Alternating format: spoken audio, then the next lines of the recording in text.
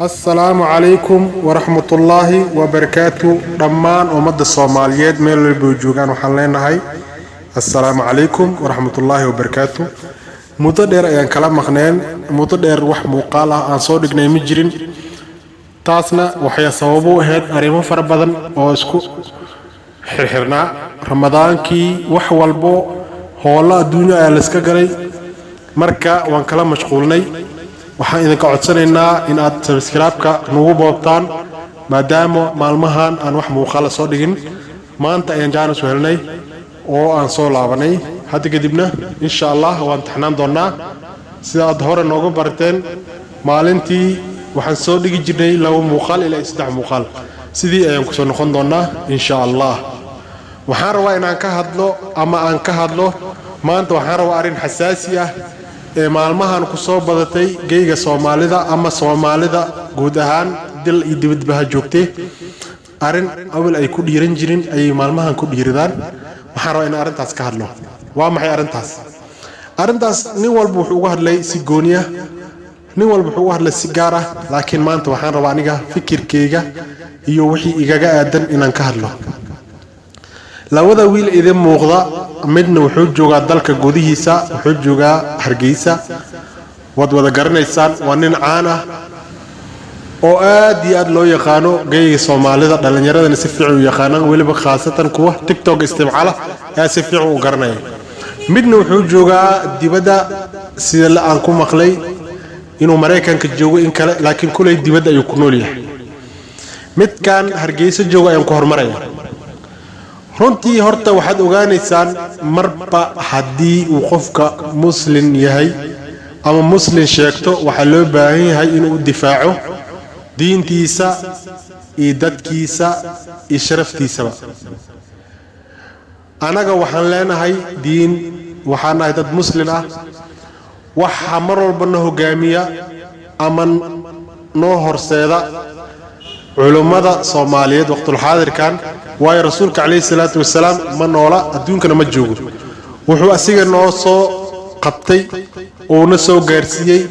أيان مانتا كورخنا رسولك عليه الصلاة والسلام أيا وحين قطي إن لعايو وح نورمالا وح فضط أيو نقضي بلي خاصة صوماليات وحاس لقوم غرينجري حد وايها دنبي waxaa soo batay dad badan oo rasuulka عليه الصلاة والسلام aflagaadeynaya hadana nolol caadi isaga nool oo free ah hada sida wiilkan Hargeysa joogo oo kale wuxuu ku nool yahay nolosha dadka caadiga ah ee normalka ah ayuu ku nool yahay free ayuu ku nool yahay wuxuu doono sameeyaa meesha doono mara ciduu doono la kaftama dhalinyaradu doono la fariistaa taas waxay ku cadeynaysaa in dadka Soomaaliyeed aysan nabiga calayhi salaatu wasalaam boqolkiiba konton wax qiimo u san lahayn taas waxay ku cadeynaysaa dhalinyarada uu la fadhiyo ama dadka uu asiga ku dhex jiro aan waxna u qaadin dhibaato u geysanin ay soo dhaweynayaan oo saaxiib ay ka dhiganayaan meeshii takoori lahayn ama kab lagaga siin lahaa la dili lahaa waxa lagu leeyahay waxaan raadinaynaa dimuqraadiyadda aaraadinaysa ma rasuulka in la caayo hadana lagu dhax noolaado ma dimuqraadiyadda asheegis diinta islaamku waxay qabtaa ninkii rasuulka u gafa in la dilo culamo fara badan ayaan ka maqlay waxaan aniga hadeer oo aniga iska alifanaay maahan aniga cilmi maraacanin cilmina ma lihi laakiin aragti iyo fahan ayaa ilaahay siiyay waxaan maqlo oon fahmo ayaan ka hadlaa ninka rasuulka caayay oo Hargeysa joogo oo xurnimada ku nool xitaa aan xabsi dheer loo magaca lagu xukumin oo maanta xurnimada u maraayo ayaa soo baahan ninka ee Mareykanka joogo iyo dhulkaas Yurubta joogo inuu rasuulka asigana caayo waayo ninkii wadanka joogay ayaa rasuulka caayay hadana waxba laguma sameyn lama dilin lama takoorin marka ninka dibadda joogo maxaa ka sugaysaa ninka gudaha joogo haduu saas u dhaqmayo war waxa idin leeyahay dadkan maamulka noo hay ilaaha maamulka hay dadka madaxda noo ah cidii diinta ku xad gudubta iqaab u qalanto hala marsiyo wixii diinta islaamka ka qabtan culimada hala weydiyo madaxda Soomaaliyeed inta iska gadayaan dadkan dibadda ku nool ama dadkan wadamadan gaalada ay diintooda u iibsadaan xaqiiqada markii laga hadlo mar walbo inta iska gadayaan dadka kale oo qoomiyadaha kale oo diinta kale haysta ay diintooda u baahdilaan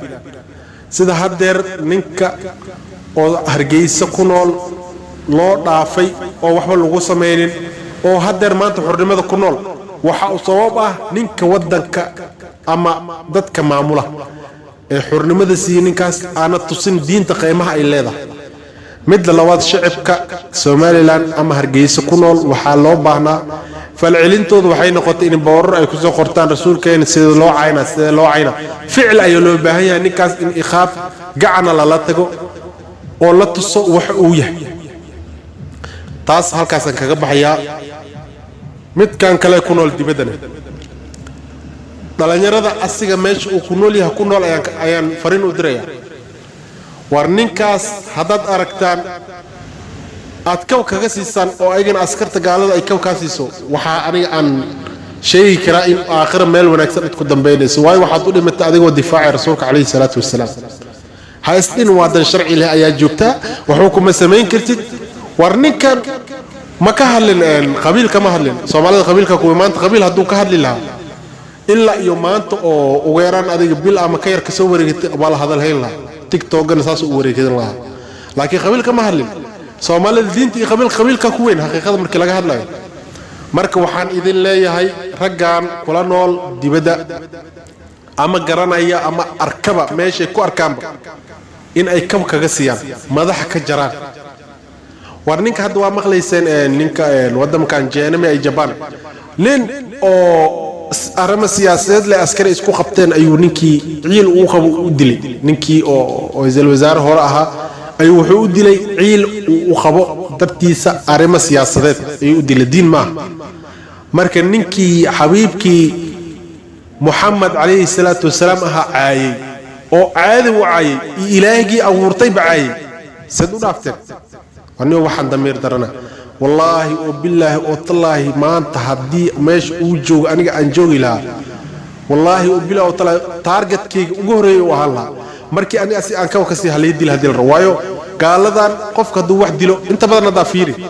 gaalada markii adiga agtooda wax aad ku dishay wax laga yaabaa in san dilto wish kugu xukumin xabsi ku galiyaan war adigu xabiibkaaga difaacay xabsi xun oo dunya dad martid maxaad u aragtaa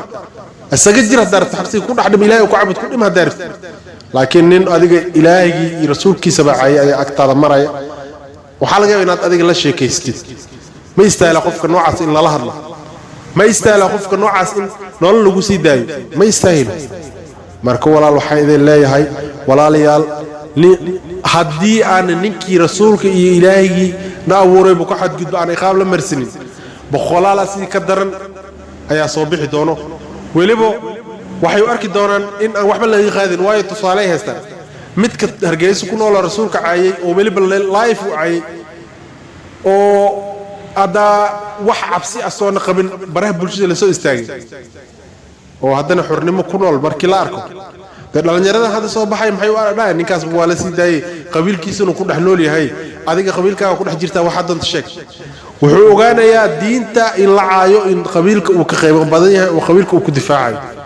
marka walaalayaal aniga arintan ma rabin inaan sida heerkan ugu hadlo laakiin damiirkayga waa isii waa inaan ka aamuso waxaan kaloo idinka codsanayaa in badan aan ka maqneen qadka oo in badan aanan YouTube-keen wax soo dhigin cilada fara badan oo na haystay hayeen iyo mashquul la galay arintii waan soo xalinay hadda wixii ka dambeeyana muuqaaladii sidiina hore ay noogu socon doonaan waxaan idinka codsanaynaa inaad noo share gareysaan oo groupada ku share gareysaan oo page-ka ku share gareysaan waxa kale oo idinka codsanaynaa subscribe-ka lacag kaama gadna horumarka walaalkaaga gacantaada ay ku jira like-tana saar una share garey midda labaadna diintaada waxba ha ku doorsanin markaad adiga kalsooni isku qabtid eed helaysaa qofku ugu kalsoon wassalaamu calaykum waraxmatullaahi wabarakaatuh